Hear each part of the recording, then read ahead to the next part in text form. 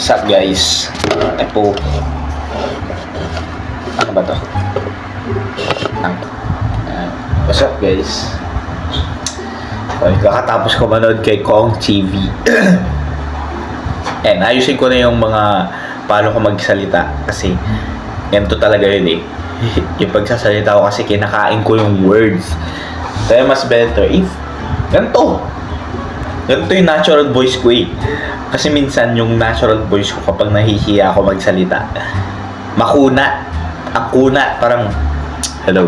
Ayan, gumaganyan siya. Pero hindi ako maintindihan. Kasi ang hina na nga, tapos kinakain ko pa yung mga words.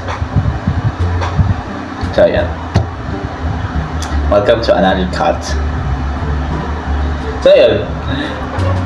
Bago tayo magsimula sa video. Nanood kasi ako ng Kong TV. Yung Lord Silin. Angas. As usual, Kong TV yan eh. Tapos, wala lang. Inalakaward na ako mag-ganto. First time ko kasi mag-ganto eh. Yung parang thoughts. Yung mag-uusap ka. Ay, magiging-pag-usap ka sa sarili mo. Habang may camera. Ang hirap pala nito. Tapos ito yung po version ko. Putang eh. Okay, nito talaga ako magsalita.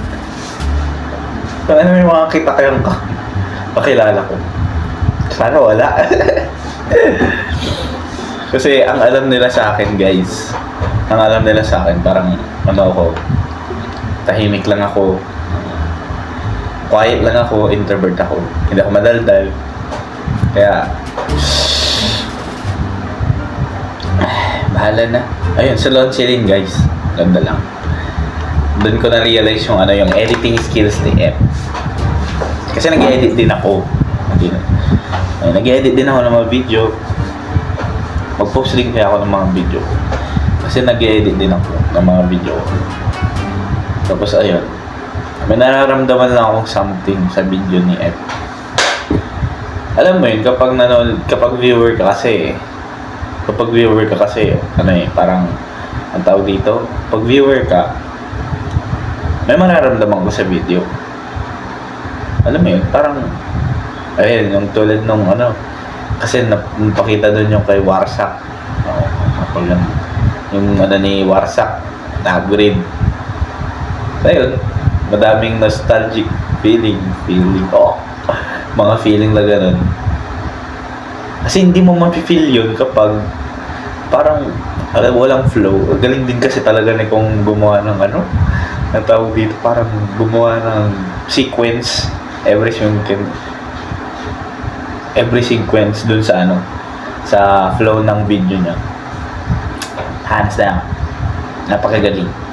Idol since day, kailan ba yun din na ano, nakilala ko lang kasi napanood ko lang kasi si Kong nung ano, kailan ba yun, napanood ko lang siya nung pinapanood siya ni kuya ko.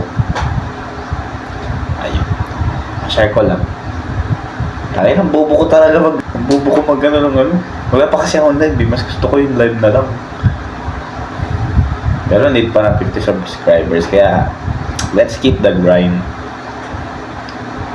So, ayun. Nung nakaraan din ako nag-video ng day 4, day 5.